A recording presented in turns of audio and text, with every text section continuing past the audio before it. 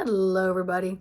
So I was doing a couple little 90-second videos on my Instagram, Sandy Ellis, because I don't know how to change my name on there. Um, and it was about what can we do? What's our part in animal cruelty, and how do we do our part by stopping it? And so the biggest place to start is the pockets of those who are providing us with animals who have endured cruelty, okay? And that's not what we want. We don't want the trauma of these animals who are being placed before us to partake and have nutrients in our body, who have released a lot of cortisol, and their fears become our fears. Their stressors become our stressors, okay? So we want to really look at things like the chickens and what they want to sales gimmick of free range, even if it says organic. Free range of what? A 10 by 10 cell with other feathery friends? Is it a 6-inch by 6-inch cubbyhole cubicle with a window view? What exactly does it mean, right? But when we say pastured, now that's a whole other ball game. Pastured means it's running free. Now chickens don't go out in the pasture like cows do, if you know anything about farms. But they do have a wider farm area. They don't usually go too terribly far because they get picked up by the hawks and grabbed by the snakes and so on and so forth. Foxes do not hunt hen houses unless they're very old and they can't get around to hunt in the ways they used to. So that's an old myth, by the way. So anywho, let's talk about the pastured chickens. They're going to be harder to find. They're going to cost a little bit more. And they cost a little bit more because more property and protections have to be put up for them. And also they have to incorporate the financial losses because they have a wider range versus being encapsulated in a tin roof or a basement of some sort where they're trampling over each other.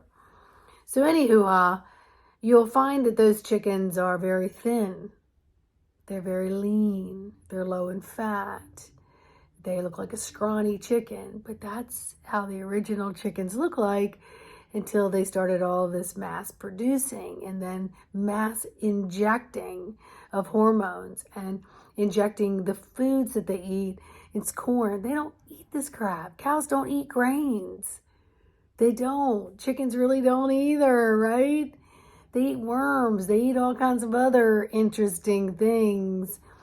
But anywho, when you're supporting the pastured farmers by buying more of their product, prices will begin to come down and lining the pockets of those who are imposters of healthy foods that they're putting on your table, and they'll begin to decrease. And that's what we want. And the same thing's going to go for your pastured eggs. So crack one of those pastured chickens' eggs open and you're going to see really the golden, bright sun of their yolk and the white of their whites.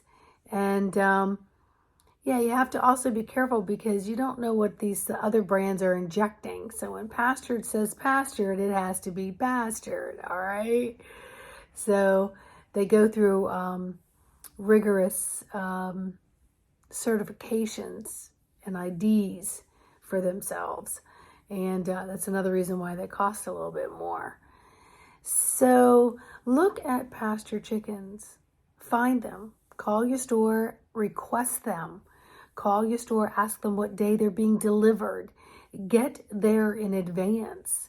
Buy a couple of them. Ask when they're going to be on sale. Get them into your freezer. Get these eggs, collect them, get a couple dozen, put them in your refrigerator. I wish they were never refrigerated. Once they're refrigerated, they have to go back in the refrigerator. If they're not refrigerated, they sit out on the counter on a nice bowl and they're not tampered with by temperature control, right? So anywho, you and I can do our parts to stop some of this animal cruelty and not line the pockets of all these other guys that are mass producing so that they're making the profit, but our health is paying for it. Our health is paying for it. All right? Please like, subscribe, and share this video, and I'll see you on the next one.